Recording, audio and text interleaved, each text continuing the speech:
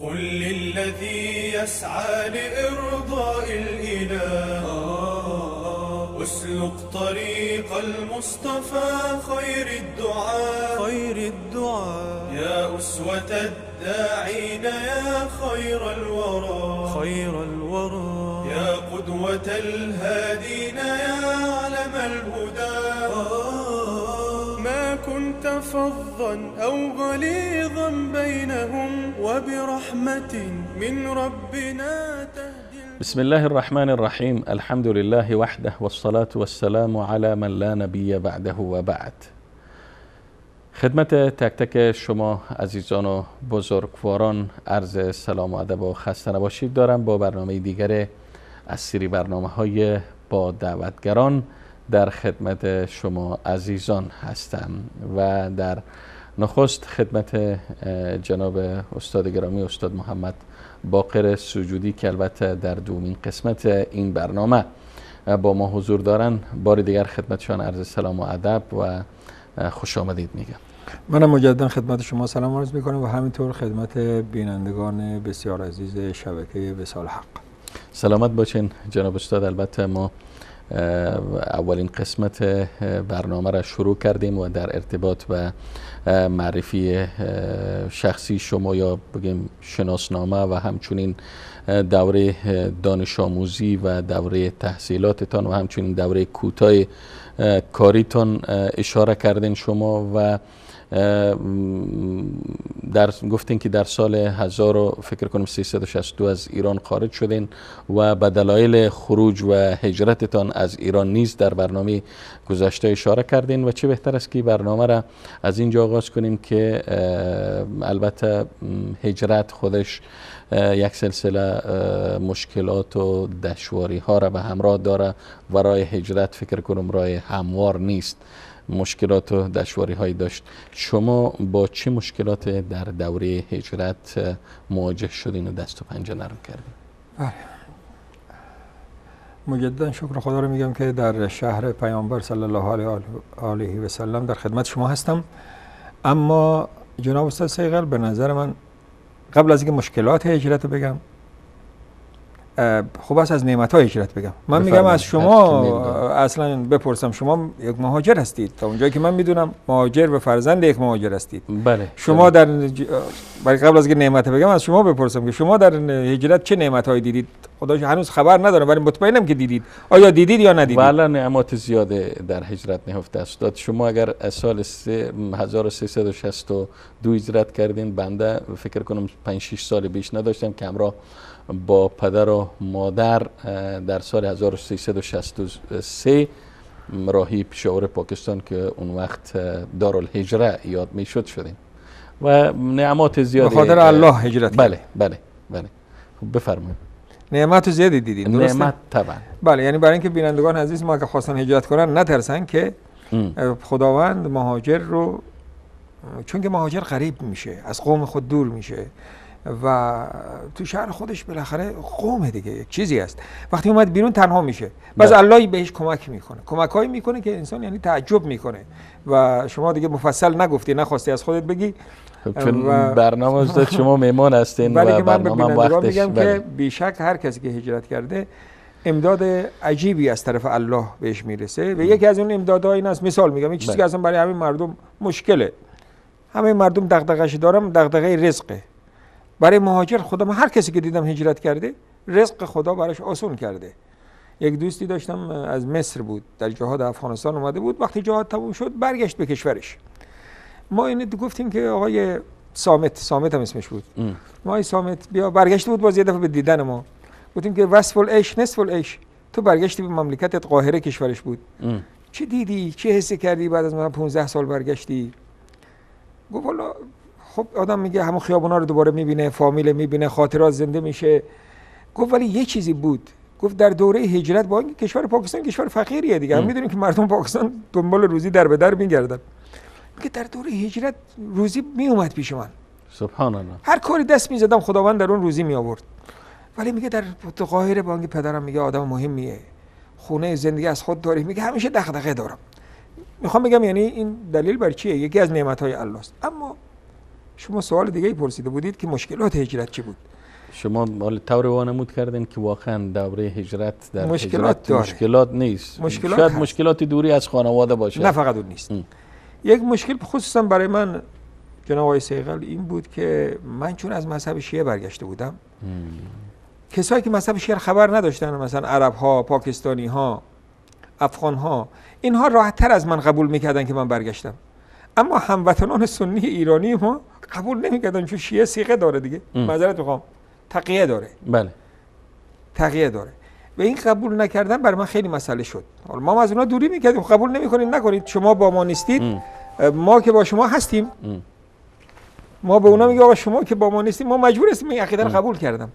ولیکن اونها حالا علتش نمیدونم، یه طیفی تا یه مدت زیادی خیلی من رو اذیت کرد، چون بالاخره من تو کشور جدید به افراد جدید نیاز دارم. همه از ما میترسوندن که آقا این آدم نفر جاسوس حکومته، این نمیشه شیعه برگرده. بابا چرا نمیشه؟ در حالی که تو ایران هم خیلی برگشته بودن اما جرأت منو نداشتن. یک مشکل نبود، 100 مشکل بود. اصلا مشکلی بود. باز این مشکل من خودم زیاد میکردم، تجربه نداشتم. پدرم همیشه میگفت آدم باید 2 بار زندگی کنه. من اینو نمیگم، ولی باید آدم از تجربه خودش استفاده کنه. الان استفاده میکنم. تجربه نداشتم که طرف خب من میگم بابا جون من که از این عقیده برگشتم، تو دلیل نداری. باز منم باشون دعوا میکردم. به این آتش من نفت میریختم، بیشتر برای خودم مشکل درست میکردم، شعله ورتر میکردم. بله، نصف مشکل خودم برای خودم درست میکردم. منم ازش انتقاد میکردم دیگه طرف 100% میگفت که این به اصطلاح حتما اطلاعاتی و این دیگه بالاخره باز این باعث شد حتما گوشه‌گیر شده بودم. باز کمک الله بود که گاهی همین بدگویی به نفع من شد.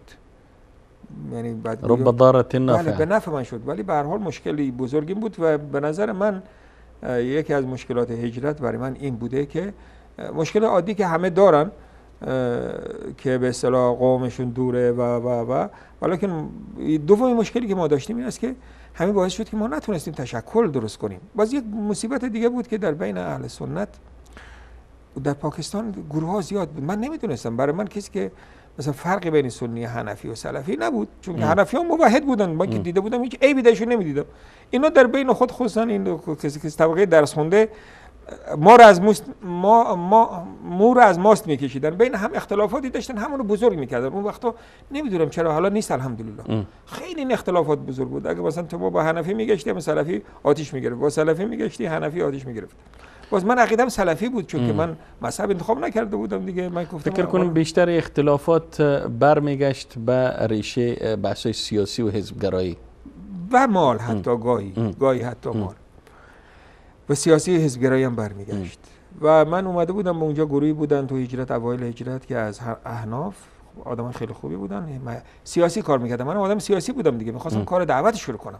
اینا یه مجله درست کرده بودن به نام اذان مجاهد و منم که نویسنده بودم و این مجله رو خیلی ما رشد دادیم، خیلی کارش پیش رفت. اون گروه دوم بیشتر شک کرد که آقا تو اگر چرا با اینا کار میکنی، اصلا نمیفهمید که من فرقی برام نداره.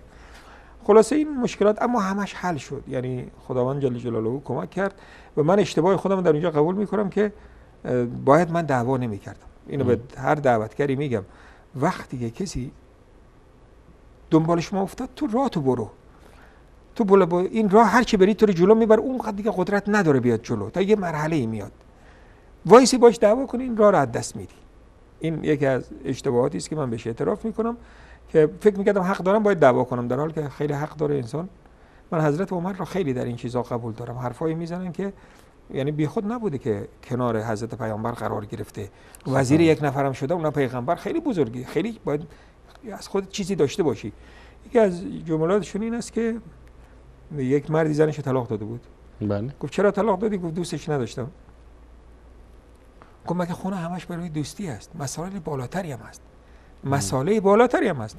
باید انسان گاهی از مسائل شخصی خودش با طرف است و بعد گفت برو جلو، تو کارتو بکن. متوجه هستید؟ یعنی من نصف اشتباه خودم میدونم. این بزرگترین مشکل من در هجرت بود و مشکل این که قوم، این باعث شد که من قوم پیدا نکنم تا یه مدت زیادی. نتونستم تا مردم من اطمینان کنن، سالها طول کشید. این باعث شد بدون گروه، مثلا پیامبر که اومد مکه مدینه، خب گروه درست کرد، مردم مدینه بشه. فکر کنید که حضرت پیامبر یا صحابه میومدن مدینه تنها میشستن، یا دعوا میکردن؟ تنها میشستن ها، هیچ مچی نبود. البته اینجا یک داستانی دارم که این تنهایی برای من بگم همینطور پروسرم شما بفرمایید. این است که این تنهایی باز با این گروهی که ما چه کردیم با اینا همکار بودیم، یه دفعه همشون بریدن رفتن ایران. بابا چرا ول کردید؟ ول کردن رفتن، یا نتونستن، نمیدونم، یا عمقی فکر نکرده بودن رفتن. نه اینکه آدمای بدی بودن. ایران میدونید یک کشوری است که باز خصوصا بلوچ‌ها رو اجازه میده برگردن، چون بلوچ قوم داره، قبیله داره، میفهمه که برایش دردسر درست میکنه، لذا که برگشت بهش تامین میده. دوستانم برگشتن، من تنها شدم. ولی اینجا میخوام یه چیزی بگم که شاید سوالای بعدی شما باشه، اما حالا میخوام بگم. گفتم خیلی خب، من حالا که تنها شدم، باز دفتر کار پیدا کرده بودم، دفتر تعمیر افغانستان مال عربا بود، کارم هم خوب بود، وقت داشتم. ولی گفتم من چیکار کنم؟ هیچ کار دیگه دعوت نمیتونم بکنم. گفتم میشینم کتاب مینویسم برای آیندگان.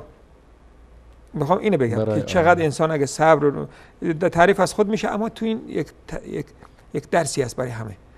کتابی نوشتم به نام تضاد در عقیده. اینو نوشتم، خودم هم چاپ کردم، نتونستم بفروشم دیگه، فارسی زبانی نمونده بود، مفتم 400 تاشو توزیع کردم، با پول خودم چاپ کردم. یعنی این کار اخلاص برای خدا کردم. تضاد در عقیده. بله. در این کتاب روی چه بحث کردین؟ بحث کردم به این که عقیده شیعه متضاد است با قرآن.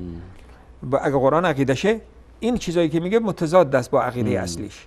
این کتاب باور کنید اینطور برکت کرد. با تو عربستان یک باز مردمی که از ایران اومدن به من میگفتن، بعدا که به من آشنا شدن میگفتن ما این کتاب با دست نویس مینوشتیم میدادیم تو خونه.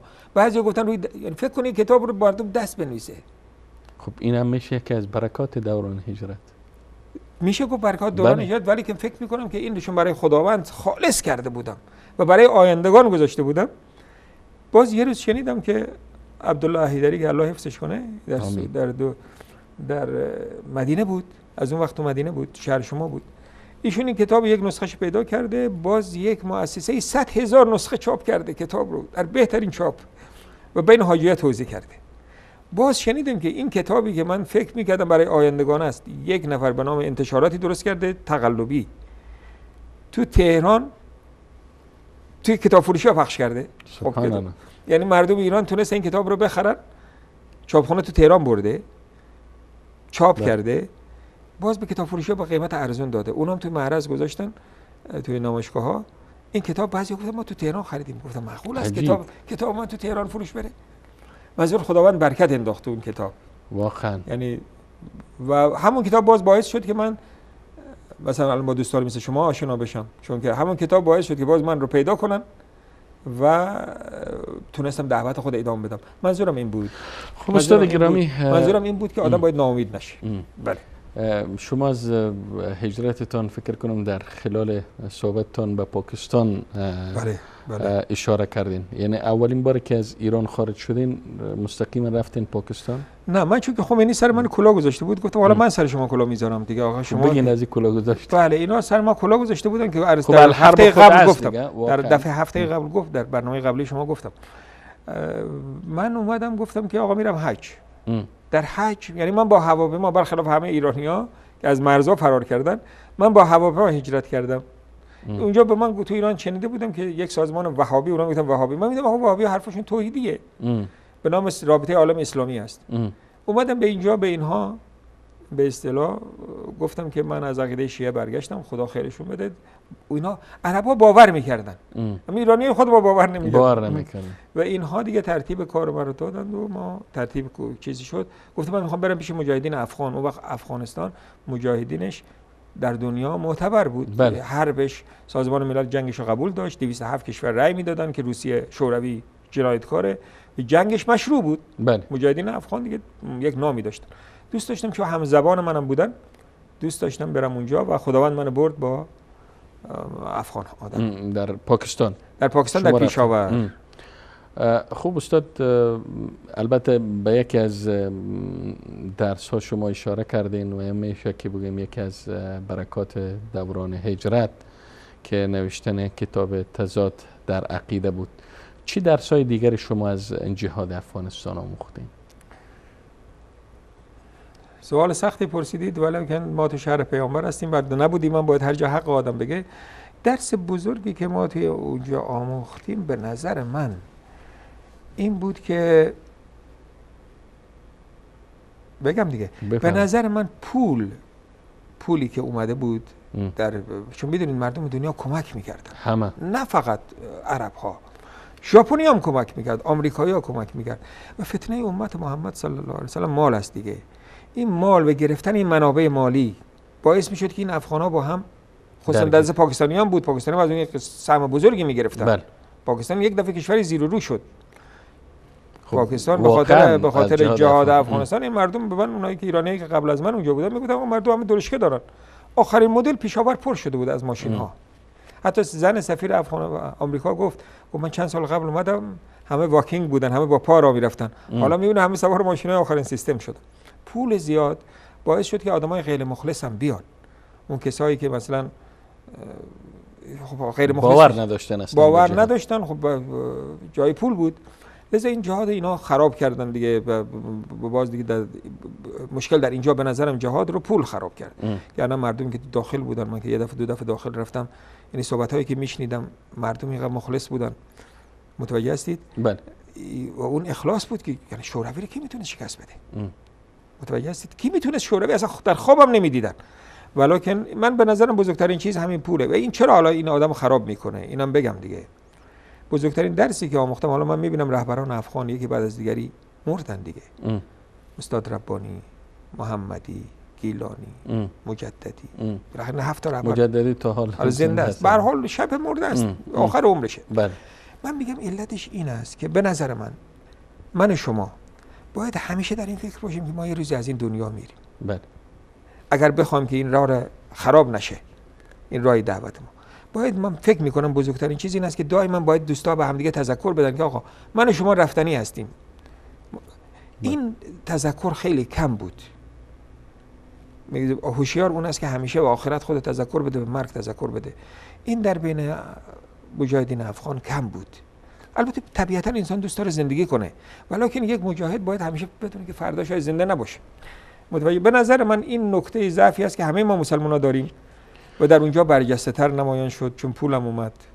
دیگه بیشتر از این به من بذارید که بازی نکنم. یعنی دولت‌های بزرگم بازی کردن بعد از اینکه جهاد چی شد، ولی که نمیشه گفت دولت‌ها این کارو کردن. خودشون بین خودشون دنبال قدرت بودن، در حالی که اصلا نمیدونستن. نمیدونم چرا، با اینکه بعضیشون تو دانشگاه‌های خیلی معتبر درس خونده بودن، نمیدونستن که قدرت در وحدت است.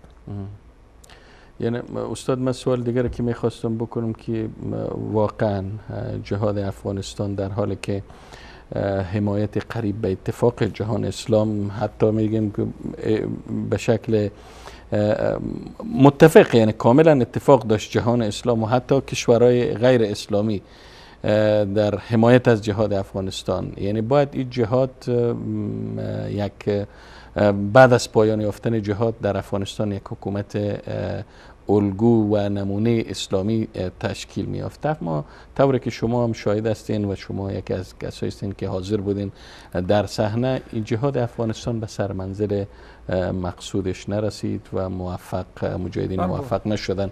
علتی رو من میپرسم که چرا؟ چون به خاطر این سوال مطرح میکنم که شاید حرف شما را مجاهدین در کشور سوریه و مجاهدینی که در کشورهای دیگری مشغول جهاد هستند، اونها حرف شما را بشنون و یک عبرتی باشه. ببینید، البته من این اول با شما موافقت نمی کنم که جهاد افغانستان موفقیت نرسید. یک همین بودن شما جلوی من دلیل بر این است که جهاد افغانستان به موفقیت رسید. اگر جهادی نمی بود شما هجرت نمی کردی، در اینجا تحصیلات عالیه نداشتی و به این مقام نمی رسید. یعنی شما خود شما، من چون اول افغانستان رم دیدم، 35 سال عمری است. آقا مردم میگفت که گفتم منم چیزی ممکنه مثلا بشر هر روزم تا این حد عقب مونده باشه. البته شما بگم شما باور نمیکنیم، خود شما معتقد بودن که آقا ما از پیر یک چی میگیریم، تیربند، تیر به ما اثر نمیکنه. بابا چیه؟ عقیده داشتن. بازی که تیر خورده بود گفته بود پیر نمیدونم چرا به ما اینو داده، رفتن پیش پیر یعنی مرشد گفته بود شما عقیدتون خوب نبود تیر خوردید. مردم باور میکرد. عجیب. این تو بود افغانستان اینقدر وضعش خراب بود. من یکی دیدم میگه آقا زمین کی میگه میچرخه؟ چطوره که زمین میچرخه منم باید باش بچرخم؟ بابا گفتم اینجوری نمیچرخه. ولی الان اون افغانستان نیست. افغانستان الان مردم چقدر تحصیل کرده داره. و حتی پیرزنش میبینی حالا موحده. به نظرم بزرگترین پیروزیه. یعنی همینی که شما میبینین مردم بیدار شدن، مردم به طرف تدین و به طرف عقیده درست روی آوردن، خودش یکی از بزرگترین ثمرات جهاد افغانستان شما میدانید. اما بحث من تشکیل حکومت ناب اسلامی بود. اون دیگه ببینید شاهد هم خیلی سریع صحبت کنم. حکومت اسلامی که پیامبر درست کرد خودش تنهایی درست کرد؟ نه خیر. یک قومی رو تربیت کرد. یک روزه نشد. درسته که حالا اون یک الگو بود، 23 سال طول کشید، ولکن باید تربیت میشد. ما اساس مثلا چین چرا پیشرفت کرد؟ در زمان ما او همه رو تحصیل کرد، در این زمان دارن چی میگیره؟ شما عجله نکنید. پس عدم تشکیل حکومت اسلامی لیاقت مردم نبوده، عدم تربیت میدانن، عدم آمادگی درست میدانن. یک خاطره یادم اومد. اول که رفتن طیف تحصیل کرده افغانستان بودن، از کابل می اومدن. من یک آقایی رو میشناسم، حالا رفته آلمان و مسیحی شده، اسمشو نمیگم. رفته آلمان و مسیحی شده. این آقا تو جا به من گفت که جمعیت اسلامی، اون وقت من تعجب کردم اینو شنیدم. این خاطره مهم بینندگان بدونن. حزب اسلامی به اصطلاح شاخه بانوان افغان حزب اسلامی رو درست کرده بود. بله. جمعیت اسلامی هم به رقابت من، خب زنا تو افغانستان وقت فعلا چی نداشتن، تحصیل کردام کم بودن، اومد عضو شاخه بانوان جمعیت اسلامی رو درست کرد. این آقا به من گفت که ما فامیلای خود رو نصف رو به حزب اسلامی فرستادیم، نصف رو به جمعیت اسلامی فرستادیم که از هر دو فایده کنیم. خب این در حقیقت از هر دو ضرر کرد. این در حقیقت سر خودش رو کلاه گذاشت. خب چنین کسی تو میخوای سر این چی حکومتی بیاری؟ چنین شخصی یا چنین اشخاصی رو نمیتونی سرش حکومت اسلامی بیاری. شما یک پایه باید درست باشه. این به نظر من که شما میگی چرا مجاهدین نیاوردن، خب یعنی ورود افراد منفعت جو که به نفع منافع شخصیشان کار میکرد یکی از بگم نقاط منفی بود که باعث ناکامی نگویم یا ناموفقیت نسبی. فقط این نیست. ببینید این مشکل ما تو ایران هم داریم. فقط منفعت جو نیست، مشکل این بزرگ ما تو ایران هم داریم که تو افغانستان هم دقیقاً داریم. این است که مردم منافع خیلی کوتاه مدت خودش میبینه. نمیگه آقا من دارم این کارو میکنم، این آینده برای بچه‌های من چه خواهد شد؟ متوجه هستید؟ لذا باید اول ملت تربیت بشه. ولو که مجاهدین می اومدن با هم اتحاد هم میکردن، تا یک ملت تربیت نشه، این به ایران هم هست. پس شما نقش تربیت اساسی میدانید در پیروزی و موفقیت هر جریان. خلاصه شما فرمودید بله اساسی میدونم. تشکر جناب استاد محمد باقر سجودی. البته باز هم صحبت با شما ادامه داره در قسمت بعدی این برنامه و از شما تشکر میکنم و همچنین از بیننده‌های عزیز و گرامی که تا این لحظه با ما بودن. تا برنامه دیگر و دیدار دیگر همه شما عزیزان را به پناه الله یکتای بی همتا میسپارم. و السلام علیکم و رحمت الله تعالی و برکاته. قل للذي يسعى لإرضاء الإله اسلك طريق المصطفى خير الدعاء يا أسوة الداعين يا خير الورى يا قدوة الهادين يا علم الهدى ما كنت فظا أو غليظا بينهم وبرحمة من ربنا